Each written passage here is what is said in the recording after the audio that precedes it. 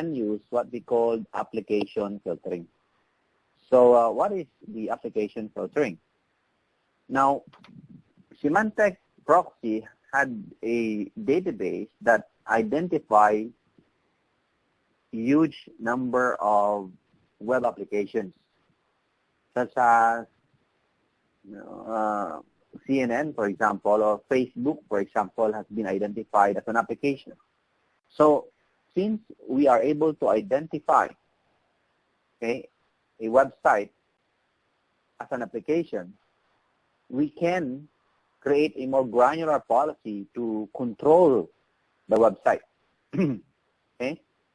So we can't just, only block them based on their category, right? But likewise, we can find out what is that website is designed for, and administrator can create policy to either allow, deny feature of that website.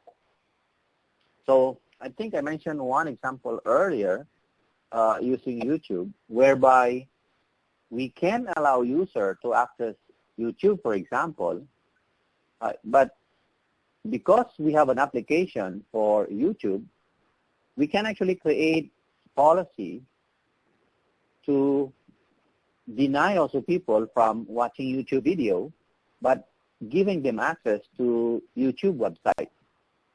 And that only we can do if we understand the website based on application. All right? So that provides the administrator a more granularity in terms of control of what people can do on certain web application. Okay?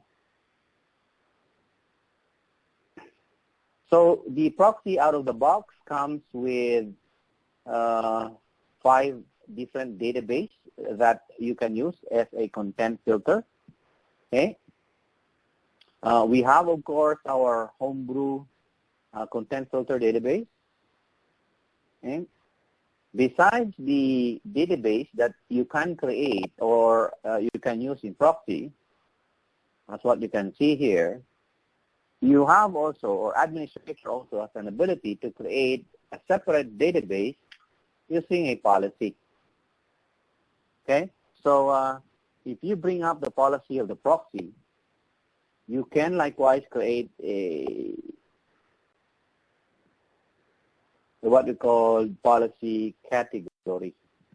Okay? So let's take a look at that over here. So let's just use the VPNs. And let me just make it more simple here. Okay, let's just delete all of it so that it will be more simpler.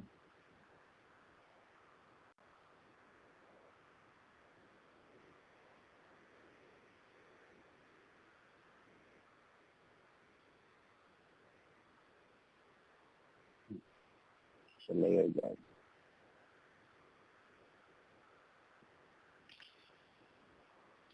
Okay, so a policy category, a category is a part of a destination trigger. So it is an object that is under destination trigger. So if you right-click the destination set, new, and over here you look for an object that is called request URL category. Okay, because we are dealing with categories. So click on request URL category. Now, this is a policy category comes out of the box. But this policy category do not have categories by default. You can then add your own categories here. So, for example, let's say, let me just cancel this one first. Let me go back to my proxy. So what is our policy? So our default policy is allow. So then I will create a policy that denies certain things. So set, new, and URL category. So let's say this is your block list because your default policy is allow. So we will create a policy category to deny certain things. So just add here. So this is my policy and let's say block list. All right. So this is my policy block list. I can then populate this with URL. I can highlight this, edit URL, and then I can type, several URLs. Right. So these are my URLs. Now, one thing I want to point out here is that this is not a preferred method in creating database if the list of URLs grow to more than several hundreds. Okay? If you are maintaining a list of URLs that is about in a region of 1,000, this is not the method to use. Okay? So you can use this if, let's say, you have like several URLs that you are maintaining. But if the list is around 1,000 plus, do not use this. I will show you a different method in a short while to actually use it. Can you please mute your line? Because we can hear. So let me okay this. So this is my policy block list. All right, so let me just edit this. I will just rename it also as my policy block list. So this is my policy block list. Okay. All right. So of course you need to install this. So now you can use, you can now try to test the policy. Say cnn.com, right? espn.com. Okay, so all denied because of this policy. So this is what you call policy category. So administrator can maintain this policy category. And as I said, if the list of category grows to more than 1,000, this is not a way to go. This is not a method that we recommend. All right, I show you another method in a short while. Now, besides the policy category, so this is maintained on the box.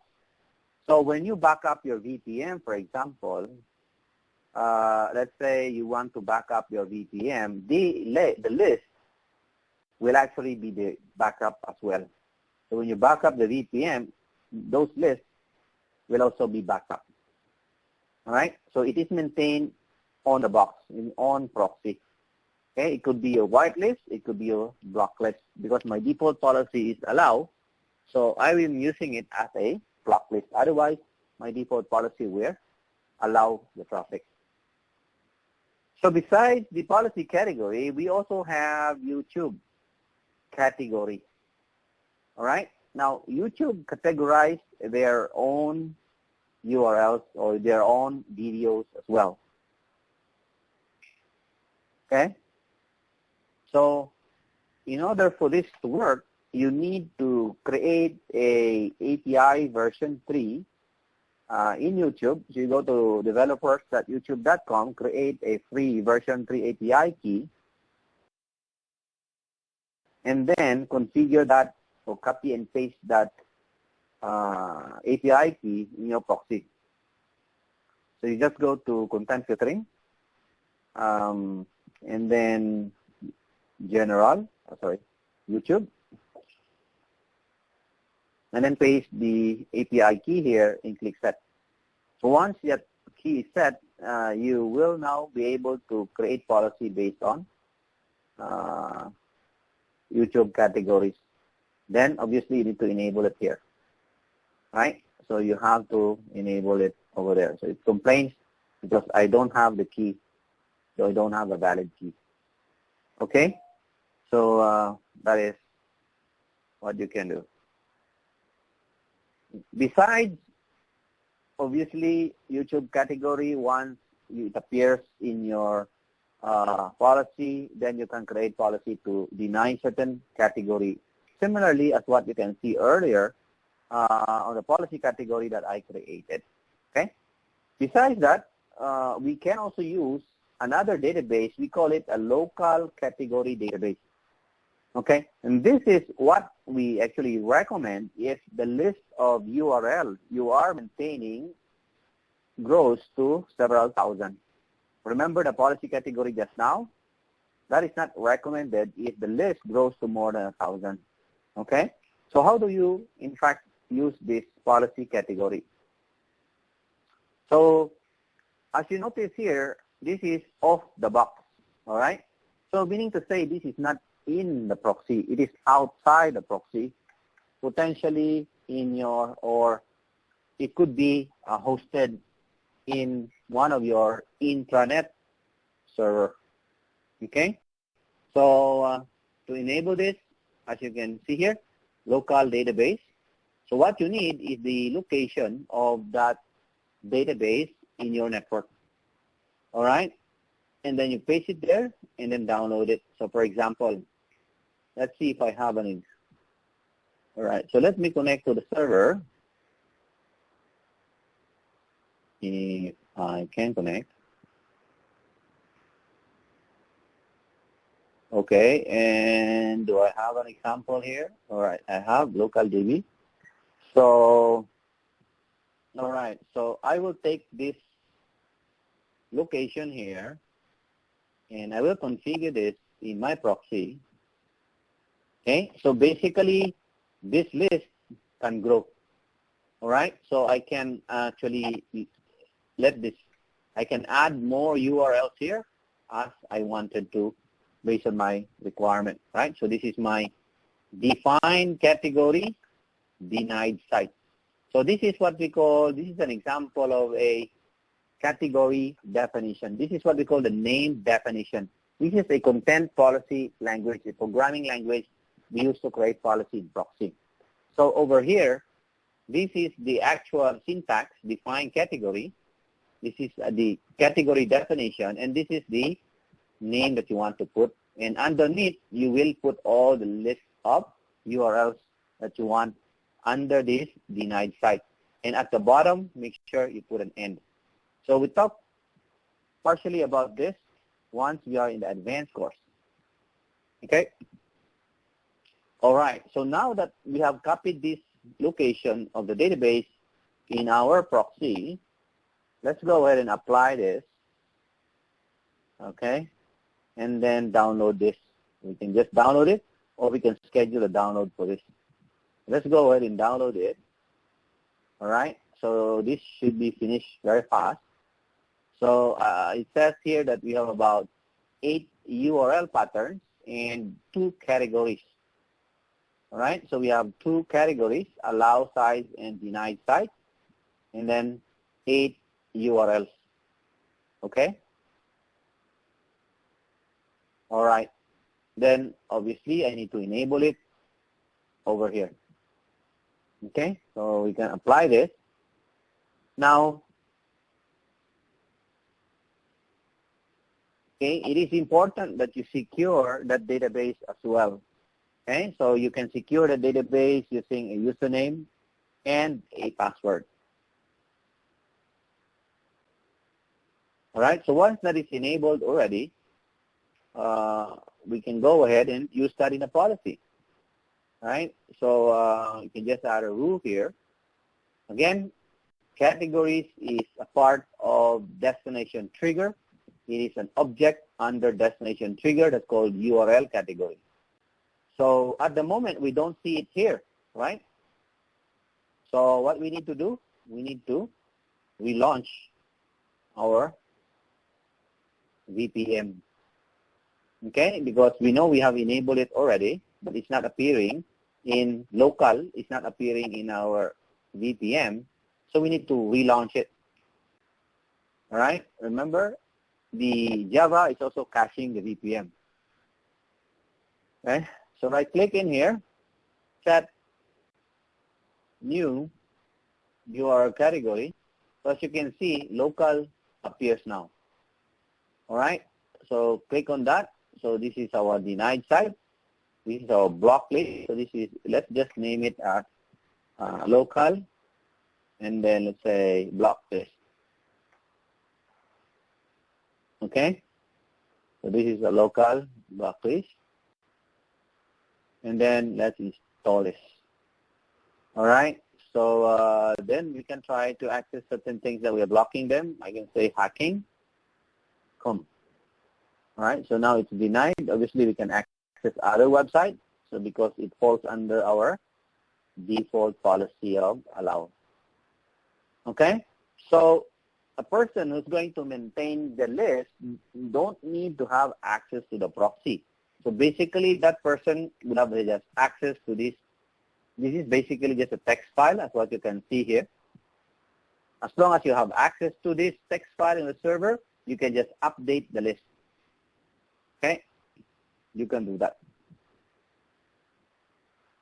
All right, so that is the local category database. Now, besides that, also our homebrew Bluecoat web filter category. So this is a licensable component, meaning to say you need to purchase a license to use that. All right, so once you have the license to use it, which currently, if you go to Bluecoat here, we have two sources that we are using. We have a legacy source, which is this one, the second one. If you click on this, now this requires credential to access the database. So this is a legacy method. All right, but when we introduce version 6 and above, we have added intelligence service. We're going to talk about this later on. So once you are subscribed to the service, you can then enable this over content filtering, apply,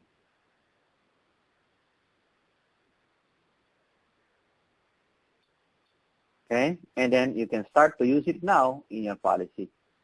Okay, so let's add a rule here, set new URL category. So here is Bluecoat. Let's just use the top, move the A's, okay? So let's say this is my,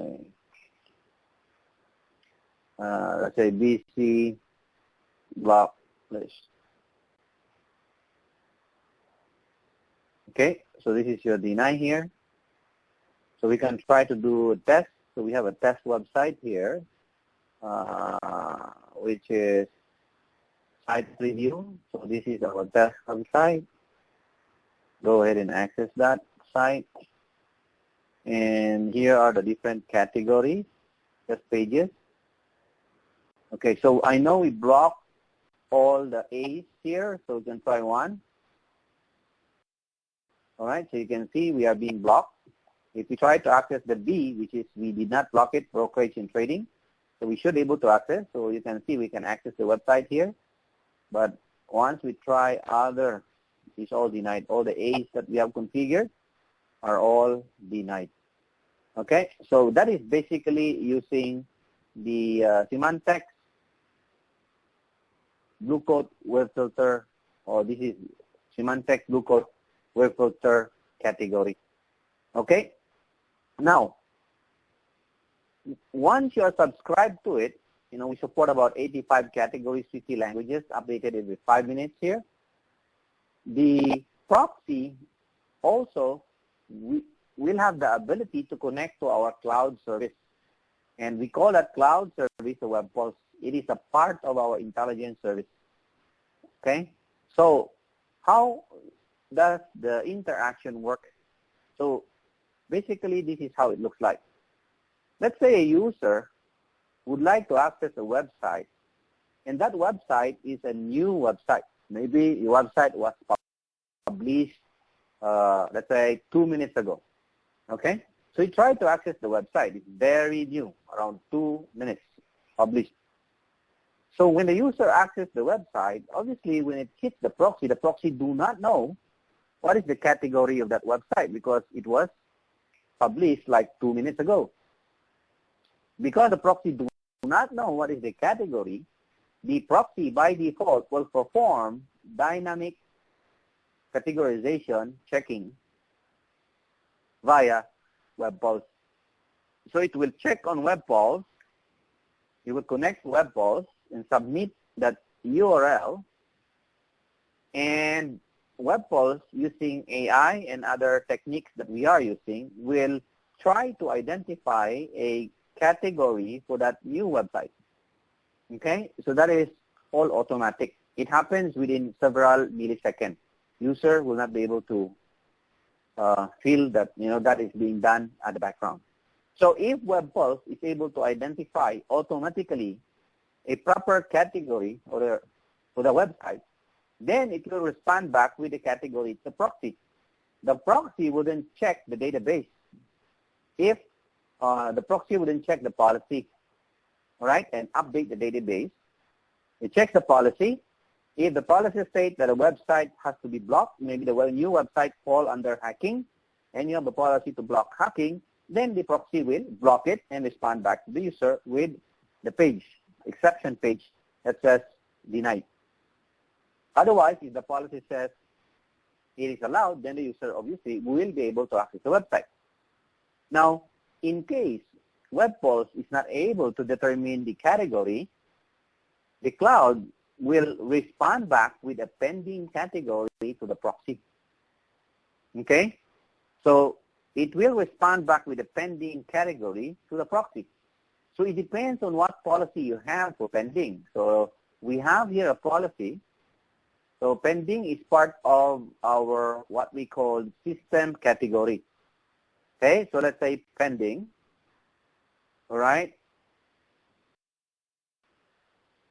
So let's say pending category. So over here it's pending category. So if let's say if the category is pending, I will deny user from accessing it. Okay, so that I can do in the policy. So the proxy will reply back with pending. If you do not have a policy for pending, then it will use the default policy, whatever your default policy is there, and it will allow deny. Okay, so if you have a policy such as what I have just shown you, then it will use the policy. All right, so that is basically what the proxy will do. We'll try to identify if we can find out what is the category of the website. Now, what happened to the website then that we have categorized as pending? How would we be able to identify the actual category for the website? We will use human narrators. Okay, so we have people sitting back in who will try to examine the website and find out what is the best suited category for the website in question. Okay, so that is what the proxy will, or that is what WebPulse will do. After it finds out, then the next update, the database on all the proxies in the world, once they request for the new update, then they will get all the updates or the updated category, including that new website. Okay. Now, another one is the system category. So I showed this to you earlier regarding pending. So this is out of the box category. So these are different descriptions of different system category. We have the background categorization is being confirmed. That is pending. All right. Now, besides that, we also have what we call application and operation control. Now, this requires license to use as well. Okay. So with this, we have the ability to create a more granular policy based on the application that we have identified. So in order for you to use this, you have to make sure that you have the application license first and you have downloaded it. Okay, so when you start to download it, all right, and then you can start to create policy using it. So when you click new, we have here application, group, or name. Right? So when you click it, you can see the proxy is thinking a little bit, right, and find out all the applications. So let's say YouTube. So we have here YouTube. Let's say YT Up. Okay, so that is your YouTube. So this is what we can do. We can combine actually objects. So let me show you this as an example here. So over here, this is what we call the combined destination object. We can combine them. So let's say if the user is trying to access YouTube, and then we can add a new, which is an open operation, because we understand this at the application level, we can perform certain operation for this application. So in YouTube, what you can do in YouTube is you can play videos, right? In YouTube, you can play video. Okay, so let's say YT play vid. So what we can do is we can add them. So we are actually combining them. So let's say, how would we read this object is that YouTube and play video. So we can say YouTube, let's say play vid. Let's say no play vid. All right? So this is what we will do. So we combine, goes to YouTube, play video, and then we can specify an action. Now, how come we can do this policy? And that is because we are using the power of the application and operation control of the proxy. That's why we can do this. Okay? So you have to install this policy. But right now, okay, problem is we are not intercepting HTTPS. YouTube is HTTPS, isn't it? So youtube.com. Okay, youtube.com. Right? So it only shows you deny.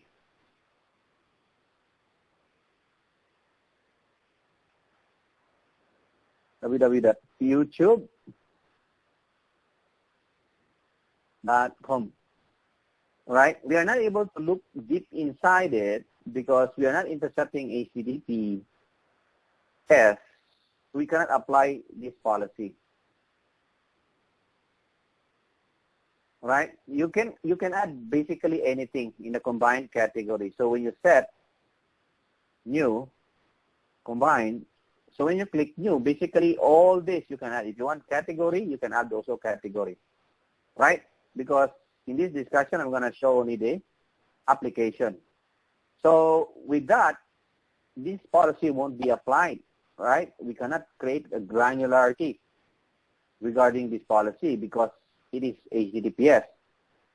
I'm not sure if I can. Okay. Anyway, let me defer this. And once we go into encrypted traffic management, we can go ahead and try this again. Okay, so that is basically the idea behind application and operation controls. Okay. All right. So do we have a policy for this? Yes, we have. So we'll just do the first policy. So you will have the first lab for this module, and this is the